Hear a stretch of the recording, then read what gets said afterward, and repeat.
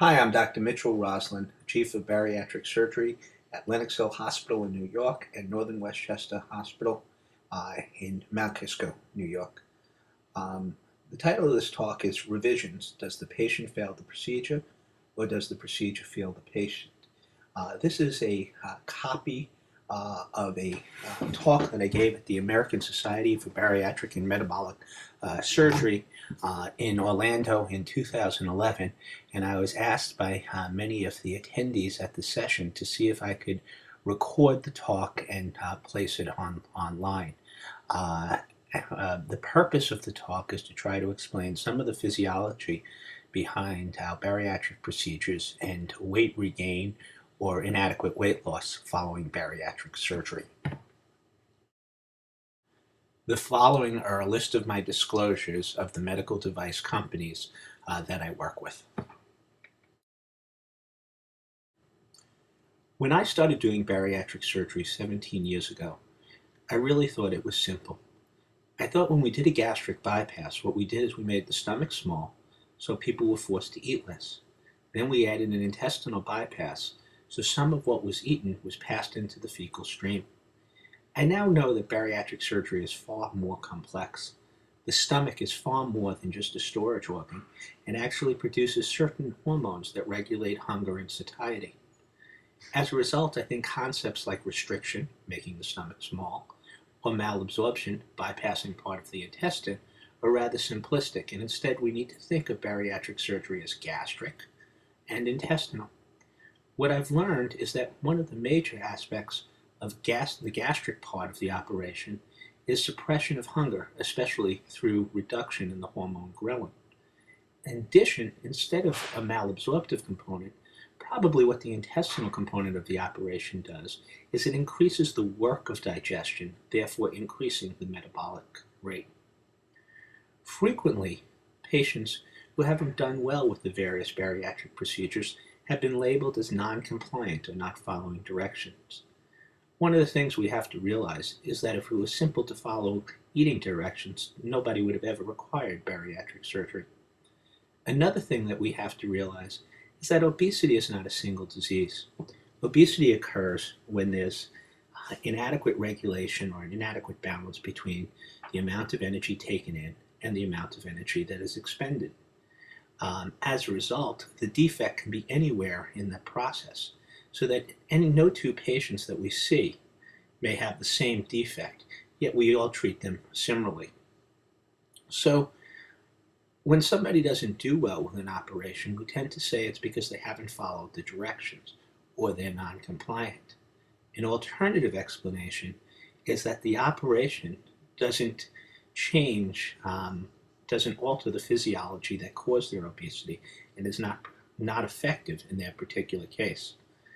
I think that if we're going to take credit for bariatric surgery causing weight loss and being the most effective treatment for obesity, when patients regain weight, the operation also has to be a part of the burden. And we have to realize that there may be a physiologic reason for weight regain, not just behavioral changes and lack of compliance. The purpose of this talk is try to explain what we've seen in the two most common operations that are performed in bariatric surgery: laparoscopic adjustable gastric banding and gastric bypass. As mentioned, obesity occurs when there's any breakdown in the negative feedback system that controls energy balance.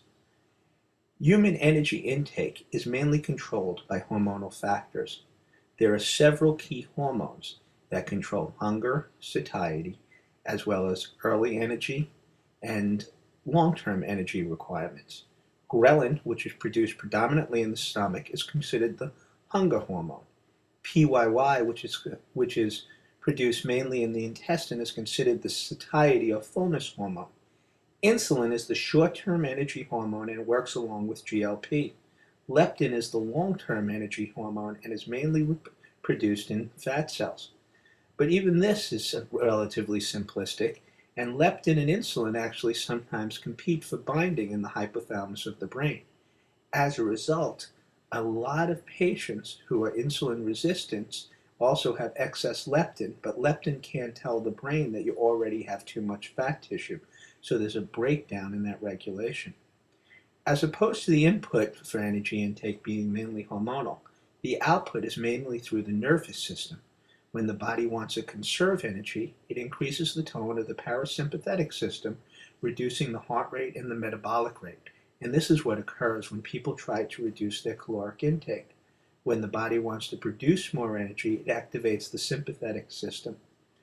The bottom line is that energy balance is a rather complex process, and a deficit anywhere, either in the input or the output or the afferent or the efferent system, or as well as in the brain and the central nervous system in the hypothalamus, can cause obesity because of the energy imbalance. What did you experience? Were you able to be compliant with the rules? I was compliant. I was very compliant with the rules. The problem was that although from the beginning, I had the largest band put in, the one that is 10 cc's, or, the big one, the larger band. Despite that, without a fill, I started experiencing issues with things getting stuck right away, and then I would be told, oh, you're not chewing enough. Then I would count how many times I was chewing, because told me you need to chew at least 50 to 100 times, and I would still get things stuck. The foods that were healthy for me to eat were the foods that were making me sick, because they were the ones that were getting stuck, like chicken breast and those type of things. I couldn't even stomach those. What did you eat? I started eating things that I started drinking protein shakes, but obviously I hated them. And protein shakes, for a 340-pound person, you need to have how many protein shakes a day to be satisfied? A lot. I also started eating things that were easy, like mashed potatoes with cheese, because they were easy. They would not get stuck. Certain soups, and I started eating things like tuna, but I didn't like tuna with dry. I had to put a little bit of mayo in it. Now you add the calories of the mayo. So all those things. So you found you were liquefying, almost lubricating your food so it would slide through. Yeah. So even though the band was restrictive, you had a hard time losing weight. Were you hungry? All the time. So oh my God, yes. Even though you had restriction, you never really felt, were you as hungry as you were before you had surgery? Yeah, I would get full faster, but then I would also feel like I was hungrier quicker too, because I wasn't eating too much solid things. I was eating things that probably was just going right through the band quicker. What did you think that the band would do for you at that time? The way, even the way the surgeon painted the picture, it was easy. You got the band, you were home pretty much the next day or the same day, and recovery was quick, and then after that, the weight would just melt off. You would eat less, and, as long as you were compliant with the rules, your weight would just come off. That's pretty much the way it was sold to me. And you're trying to follow the instructions. Did you lose weight with the band? I lost weight the first 2 months. I lost 26, 27 pounds. That was it. Never lost another pound again. I maintained, but I didn't lose. And then towards the end, I gained about 20 of those 26 back. And what made you decide, you got burnt by bariatric surgery, or you weren't satisfied with bariatric surgery? What made you decide to do something different? Well, I wasn't considering even doing something differently, because in my mind, I didn't want to be cut open and, have my stomach cut, because people put all these, tell you all these stories. I know someone that this happened to. So I just wanted the band out. At that point, I didn't care if I lost a pound ever again. I just wanted it out. And then I started researching. I came across the obesity help website, and that's when I started, there are other options. Let me read about these other options. I was considering gastric bypass, and then I read about that and then learned about the DS, and then, changed my mind to the DS. So what we always wonder about as doctors is you've put yourself through banding, in your particular case, laying out a tremendous amount of money. Why would you want to put cheese in the mashed potatoes? Why would you want to drink the creamy soups or the milkshake?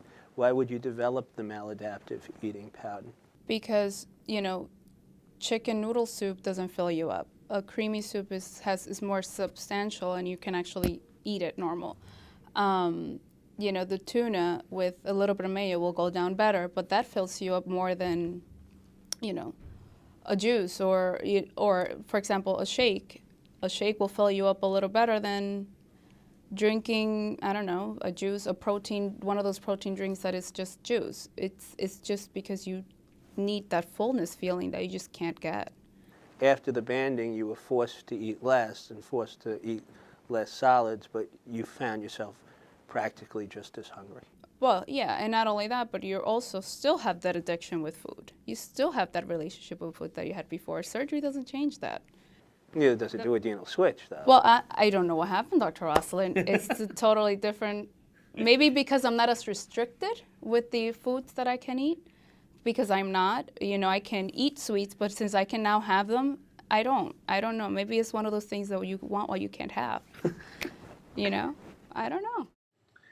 After watching the previous video of the patient who struggled with the laparoscopic adjustable gastric banding and has done so well with the duodenal switch, it's obvious that there are different physiologic factors that occur following the bariatric surgical procedures.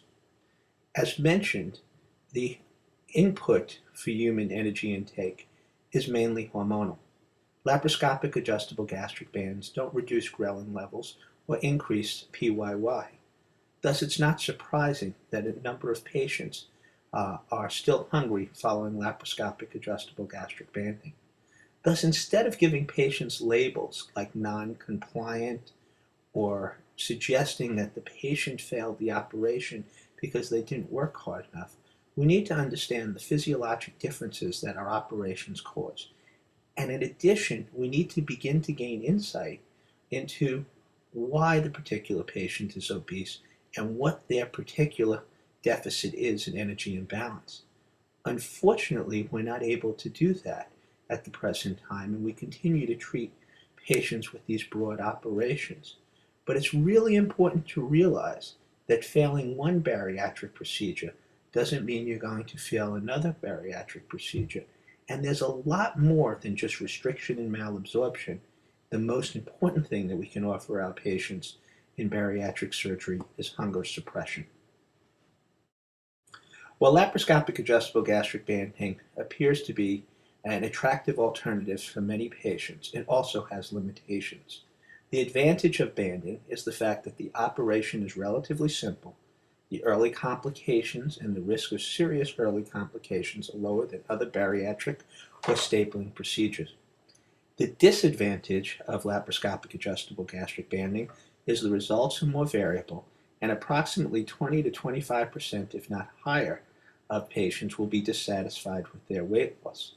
A major reason is because while the band can always increase the work of eating, making you chew more and eat slower, it frequently doesn't make patients less hungry. I often say a lap band is a diet with a seatbelt. And what I mean by this is that the band doesn't affect ghrelin levels, doesn't increase PYY levels, and as a result really functions similar to a diet accompanied by a restrictive device. Many patients do well with the band, and patients who are most likely to do well are also the patients that are most likely to do reasonably well on a diet. They're younger, they're more active, and they have lower BMIs or in the lower part of the morbid obesity scale. Patients that seem to do less well with lap bands include older patients, patients that have a body mass index that approaches or above supermorbid obesity, and there's now a suggestion from George Washington University that there may be ethnic differences, and African Americans seem to have lower overall weight loss as well as a higher failure rate. Thus, patients that are determining what bariatric procedure they want to undergo need to understand the probability that they have a higher chance of having inadequate weight loss with a lap band or a realized band, as well as a higher chance for requiring reoperation and extraction of the band. And this is offset by a lower early serious complication rate.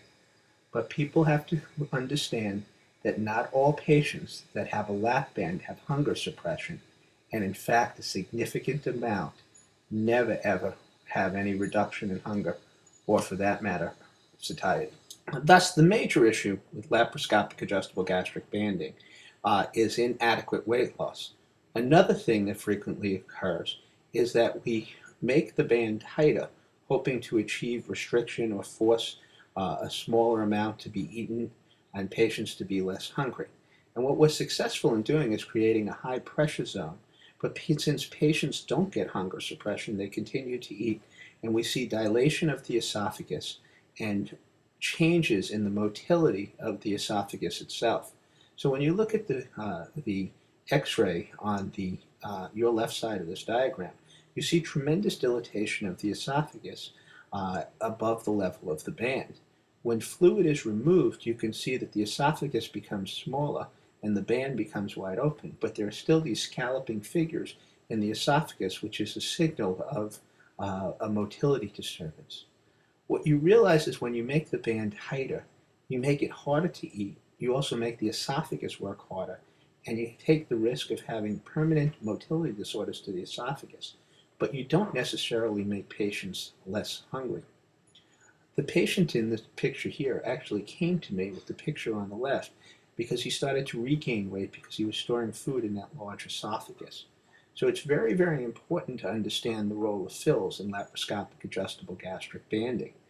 The role of fills is to create some level of restriction, but if that pressure gets greater than what the esophagus can pump, then there can only be harmful side effects to the esophagus.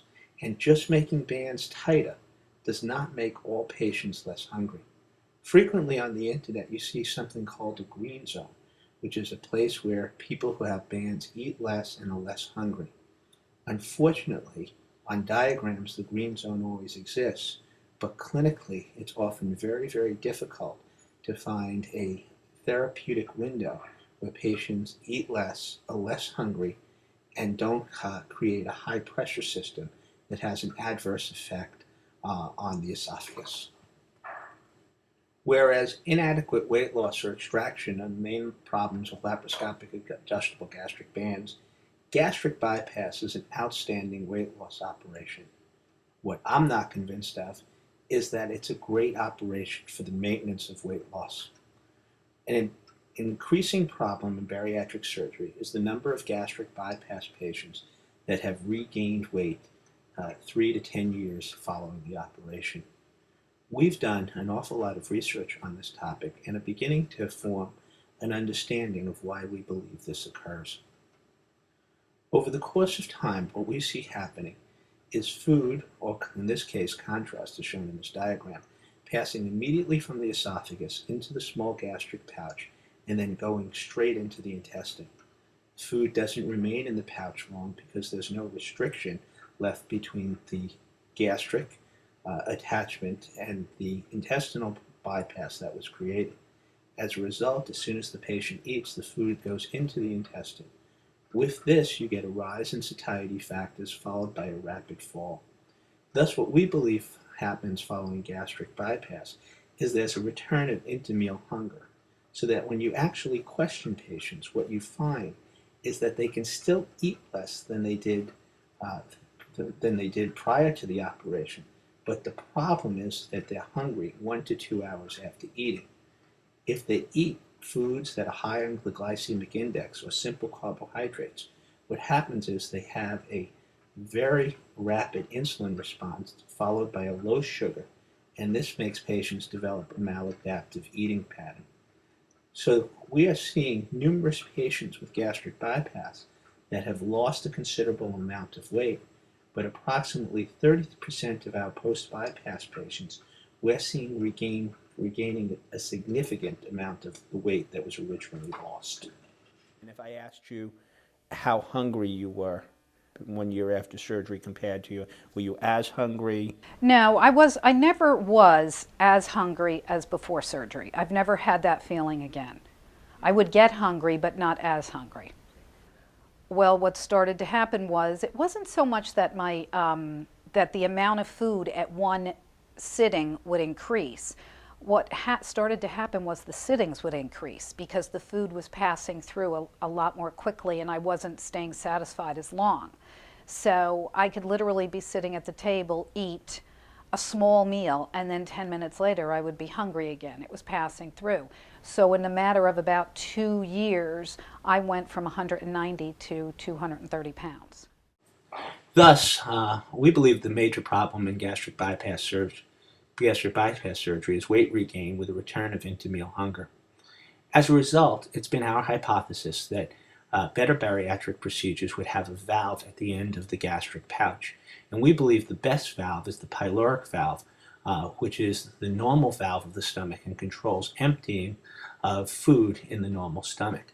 There are two operations that now exist that allow us to preserve the pyloric valve. They are the sleeve gastrectomy and the duodenal switch. In order to test this hypothesis, we've designed a prospective trial that we received a grant for that examines weight loss as well as glucose response to glucose challenge in sleeve gastrectomy, gastric bypass, and duodenal switch. This is the first 6-month data from that prospective trial, and you can see that all of the operations cause effective weight loss, with duodenal switch causing the most weight loss in the first 6 months. The purpose of the study, though, is to compare the effect of a glucose challenge on the various operations that we perform.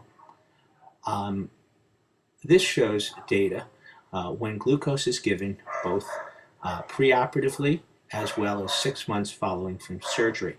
And what we do following the glucose challenge is we measure the insulin levels. What we can see is a vast difference between the different operations. With gastric bypass, what happens at 6 months is that the insulin level goes down, but when challenged with glucose, the insulin level actually goes up so high that it exceeds its preoperative value at 6 months. We don't see this in sleeve gastrectomy and duodenal switch. When you get such a rapid rise in insulin, what happens next is a rapid fall in sugar. And we believe this rapid rise in insulin, followed by the rapid reduction in sugar glucose level, leads to intrameal hunger, because we know when people become hypoglycemic, in order to relieve the symptoms of the low sugar, they become hungry and forced to eat. So what we believe is happening in the gastric bypass is that since there's no valve, there's rapid emptying. When there's rapid emptying, there's a rapid rise in the factors that determine fullness, such as insulin, as well as the other gut hormones, followed by a rapid fall. When that rapid fall occurs, patients become hungry. What's really fascinating is that we don't see the same response in duodenal switch, which also has an intestinal bypass. This diagram shows the 6-month results for insulin levels. You can see that all of the operations cause a reduction in fasting insulin level, which is very important and demonstrates an improvement in metabolic function. However, gastric bypass causes a rapid rise when stimulated with glucose, much greater than sleeve gastrectomy or duodenal switch. The gastric bypass is in blue, the sleeve gastrectomy in red, and in green is the duodenal switch. We believe that this rapid rise in insulin is a hallmark of a rapid emptying of food, as well as the rapid distribution of nutrients to the intestine, and that this rapid emptying then leads to a rapid fall in glucose level and causes the intrameal hunger that we think is responsible for a significant amount of weight regain following gastric bypass. This diagram shows results that were determined in the RESTORE trial. The RESTORE trial was the first multi-center trial to look at endoscopic treatment for weight regain following gastric bypass. The idea was to try to reduce the anastomotic size so that patients could regain restriction. Unfortunately, to date, none of the endoscopic trials have been shown to be effective for providing long-term weight loss. There are some suggestions that short-term weight loss could be achieved. When we went back and we looked at all of the data from the patients that were eligible for the trial, and this means by definition they had to have a normal pouch following their gastric bypass, no evidence of fistula, and an anastomotic size that was greater than 2 centimeters, which we estimate approximately 70% of post-bypass patients will have. We found that the most significant factor determining weight regain was the time from surgery. Thus, we felt that this was evident that the weight regain was physiologic and was steady and progressive over the course of time, especially in patients that had an anastomotic size more than 2 centimeters. When surgery is first done, the anastomosis is made approximately 1.5 centimeters or slightly less. Unfortunately, what we're finding is with time, the anastomosis spreads to a size of a greater size. And what we found in looking at the data from the Restore study is that once it got to 2 centimeters, it didn't make a difference whether it was 2 centimeters or 3 centimeters. There was already a loss of restriction. And weight gain was steady and progressive. And we believe that this means that this is going to be very, very difficult to treat by an endoscopic procedure. While weight regain following gastric bypass is becoming a much more common clinical problem, the average patient regaining approximately 30% of the weight they lost and approximately 20 to 30% regaining a significant amount more. The options for patients remain limited. They include obviously dietary adjustments, but many patients feel that we're kind of like Indian givers, because at one point in their time they had no hunger, they had early satiety, and now they're hungry all the time. An increasingly investigated option is endoscopic suturing, but there's no long-term data. Band-over bypass works for certain patients, but has many of the problems that primary banding has. The most aggressive option is to convert the operation to a duodenal switch, but this is a rather large operation, requires multiple anastomosis, and is an option that we reserve to patients that have considerable problems because of their weight regain. Thus, it's important to realize that our operations have limitations, and inadequate weight loss and weight regain can't just be blamed on the patient. Bands don't have any impact on ghrelin, PYY, or GLP. Gastric bypass has no valve, and this can lead to intrameal hunger. The fact that the weight gain is progressive and steady over the course of time, I think, is indicative that this is physiologic. And we believe that increased insulin secretion after glucose challenge and bypass is indicative of the rapid emptying that occurs and the cause of intrameal hunger. Additionally, failing one operation should not preclude consideration for another bariatric procedure. Obesity is a chronic disease, and therefore we're going to have to be prepared to treat our patients on a long-term basis and realize that bariatric surgery is not a cure for obesity, but merely a control mechanism. We need to critically analyze our procedures, and in my opinion, pyloric preserving procedures such as the sleeve gastrectomy, and especially the duodenal switch and maybe variations of these procedures, are going to replace gastric bypass as the gold standard for bariatric surgery in the future. Thank you.